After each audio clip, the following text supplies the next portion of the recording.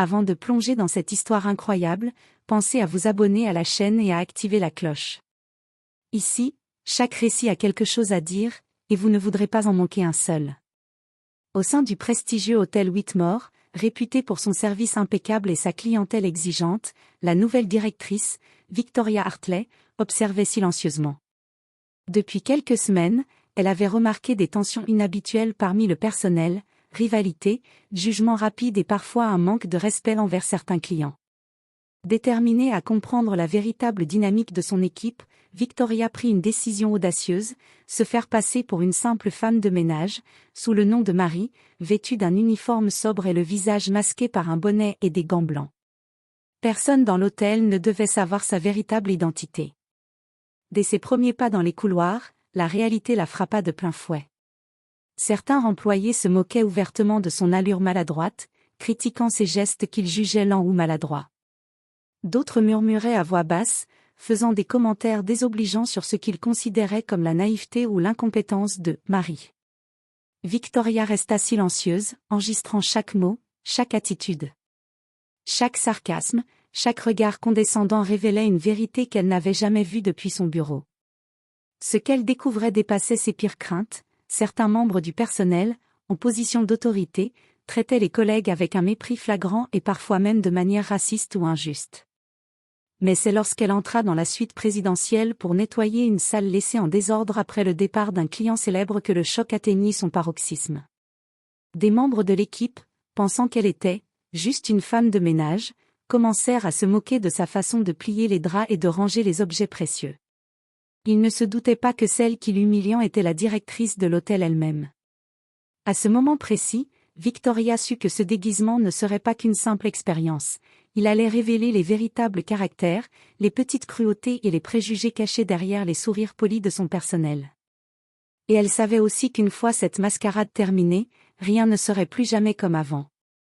Victoria, déguisée en Marie, commençait sa première journée complète de travail sous ce faux rôle. Dès l'aube, elle passa par la cuisine pour préparer les chariots de nettoyage. Les regards des autres femmes de ménage et des employés de service étaient curieux, certains même légèrement moqueurs. « Regarde-la, elle ne sait même pas plier ses serviettes correctement », murmura Samantha, l'une des femmes de ménage les plus expérimentées, en chuchotant à son amie. Victoria hocha discrètement la tête, notant mentalement chaque remarque. Sa mémoire absorbait chaque détail, les moqueries, les gestes brusques, les manquements à la politesse, mais aussi les petites attentions discrètes de certains employés qui, eux, faisaient leur travail avec diligence. À 10 heures, elle reçut l'ordre de nettoyer la suite présidentielle. En entrant, elle fut frappée par le luxe des lieux, un parquet en bois poli, des œuvres d'art accrochées avec précision, et une vue à couper le souffle sur la ville. Elle commença à ranger, à dépoussiérer et à plier les draps, mais un des majordomes, James, éclata de rire en la voyant faire. « Tu es sûre de savoir ce que tu fais, Marie ? On dirait que c'est ta première fois dans un hôtel ?» lança-t-il avec un sourire narquois. Victoria se contenta de sourire poliment, mais à l'intérieur, une colère froide montait. Comment pouvait-il traiter quelqu'un avec autant de condescendance sans savoir qui elle était ? Elle continua son travail avec une précision parfaite, ajustant chaque coussin et chaque rideau. L'heure du déjeuner arriva, et Victoria, toujours incognito, fut témoin d'une scène qui la laissa stupéfaite. Michael, un chef de service arrogant, lança des ordres à voix haute et critiqua ouvertement une employée noire qui passait derrière lui. « Si tu ne peux pas suivre, tu ferais mieux de partir », dit-il avec un sourire cruel. À cet instant, Victoria comprit que sa mission allait bien au-delà d'une simple observation. Elle devait identifier qui dans son équipe méritait une seconde chance, et qui devait être confronté à la vérité. Quelques minutes plus tard, alors qu'elle rangeait la chambre principale, une employée plus jeune, Lila, lui tendit un chiffon. « Tu sais, tu fais du bon travail, pour une débutante, » dit-elle timidement. Victoria sentit une lueur d'espoir. Tout n'était pas perdu. Le reste de la journée se déroula entre moqueries, remarques désobligeantes et petites scènes d'injustice. Mais Victoria avait maintenant un plan clair, la vérité éclaterait bientôt, et ceux qui avaient traité leurs collègues avec mépris allaient découvrir que la directrice de l'hôtel n'était pas seulement une figure d'autorité derrière un bureau, mais quelqu'un capable de les confronter directement, et avec style. Les jours suivants, Victoria continua sa double vie. Toujours déguisée en Marie, elle observa le personnel avec une attention presque militaire. Chaque action, chaque mot, chaque geste imprudent était noté dans son carnet secret. Elle remarqua rapidement ceux qui se montraient cruels ou injustes et ceux qui faisaient leur travail avec dignité, malgré les pressions. Un matin, alors qu'elle nettoyait le hall principal, Michael, le chef arrogant, l'appela pour une tâche spéciale. « Marie, viens m'aider à réorganiser ces documents dans le bureau du directeur. Tu feras mieux de ne pas te tromper, sinon. » Il la regardait avec un sourire moqueur, pensant qu'elle était incapable de comprendre la hiérarchie et les procédures. Victoria, feignant la peur et l'inexpérience, suivit Michael jusqu'au bureau. À l'intérieur, elle posa délicatement les dossiers dans l'ordre exact, corrigeant mentalement chaque erreur que Michael avait commise dans son propre rangement. Ce dernier, sans le savoir, venait de montrer son incompétence devant celle qu'il méprisait. Mais le vrai moment arriva dans l'après-midi. Victoria avait organisé une réunion spéciale avec tout le personnel, prétextant un contrôle qualité surprise. Tous étaient réunis dans le hall principal, attendant d'entendre ce qu'elle avait à dire. Les murmures allaient bon train.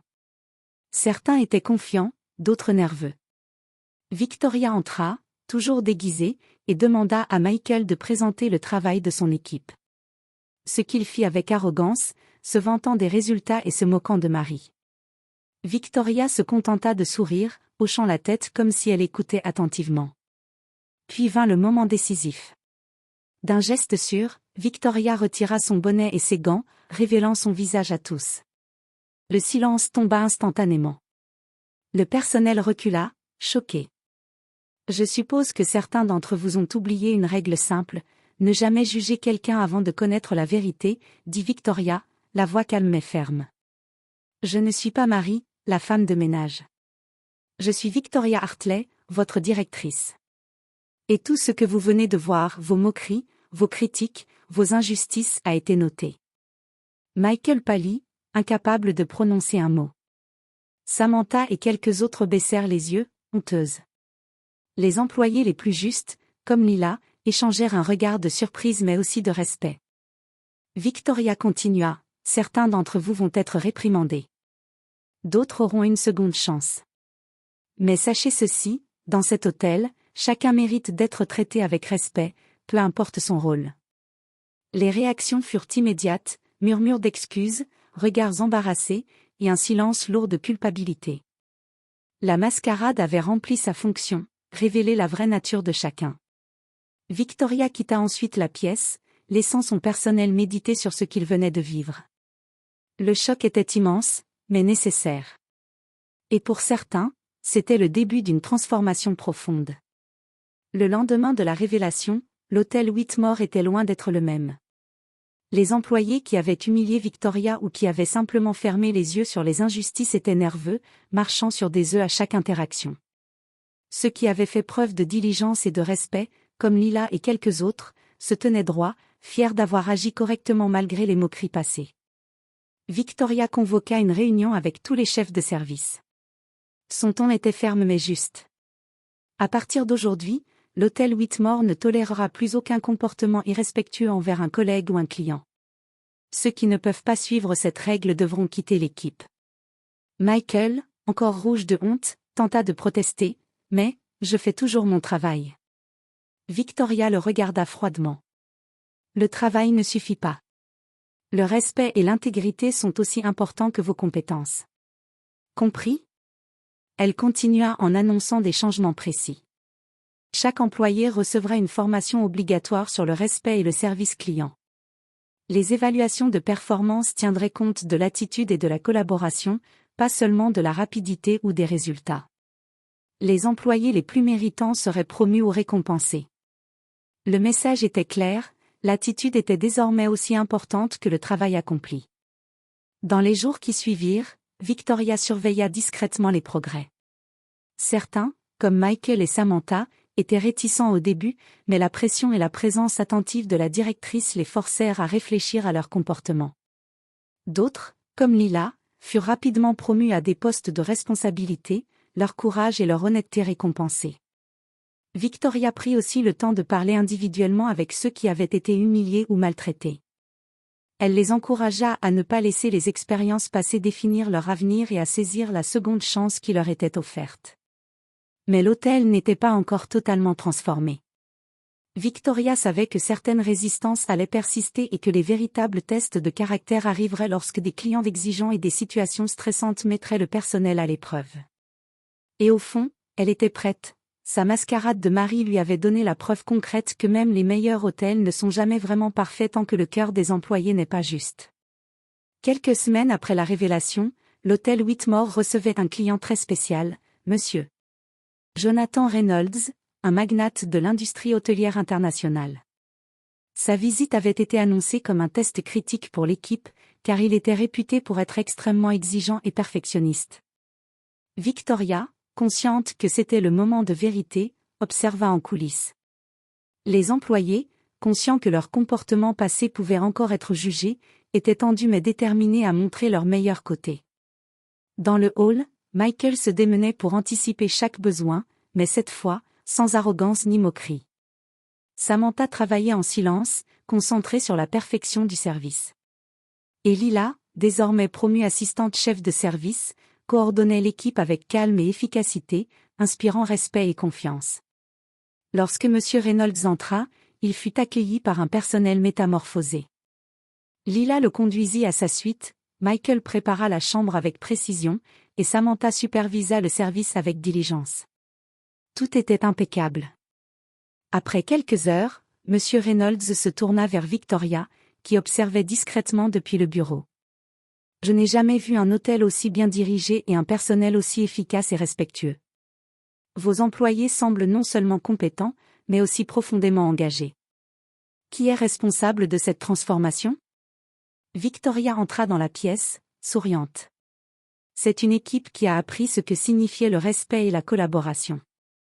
Je me suis assuré que chacun comprenne qu'ici, peu importe votre rôle, chacun mérite d'être traité avec dignité. Le magnate hocha la tête avec admiration. C'est rare. Très rare. Whitmore restera désormais un modèle dans l'industrie. Mais Victoria ne se réjouit pas seulement de l'éloge. Son vrai triomphe était ailleurs. Michael, autrefois arrogant et moqueur, avait appris l'humilité. Samantha, qui critiquait ses collègues, avait trouvé le respect mutuel et l'esprit d'équipe. Lila et les autres avaient confirmé que courage et intégrité étaient toujours récompensés. La directrice avait transformé l'hôtel non seulement par des règles et des procédures, mais surtout en changeant le cœur et la conscience de son équipe. En fin de journée, Victoria passa devant les chambres, observant son personnel s'activer avec un professionnalisme et une bienveillance retrouvée. Elle sourit. La mascarade de Marie avait été plus qu'une leçon, elle avait été le catalyseur d'une véritable révolution silencieuse au sein du Whitmore. Et pour la première fois depuis longtemps, elle sentit que l'hôtel n'était pas seulement parfait sur le papier, mais aussi dans l'âme.